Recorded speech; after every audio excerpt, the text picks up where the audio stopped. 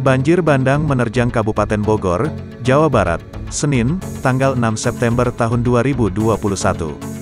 Badan Penanggulangan Bencana Daerah, BPBD, Kabupaten Bogor menyatakan, banjir bandang akibat meluapnya Sungai Cidurian pada Senin petang membuat jembatan roboh dan merusak belasan rumah warga.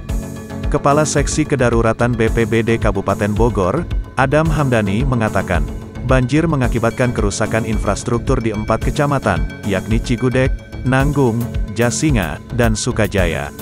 Ada juga 50 orang santri dan guru di Ponpes Darussalam terisolasi karena jembatan utama yang membentang di atas Sungai Cidurian terbawa arus. Curah hujan tinggi Adam menjelaskan, banjir bandang di Sungai Cidurian disebabkan curah hujan tinggi sejak Senin sore hingga menjelang malam di wilayah barat Kabupaten Bogor. Sementara, Camat Cigudeg Pardi mengatakan, luapan air Sungai Cidurian berangsur surut pada Senin malam. Tapi ia tetap meminta warga di bantaran sungai mengungsi ke tempat yang relatif lebih aman. Alhamdulillah sudah mulai surut. Warga yang ada di bantaran Sungai Cidurian, sementara diungsikan ke tempat yang lebih aman karena khawatir terjadi banjir susulan, katanya.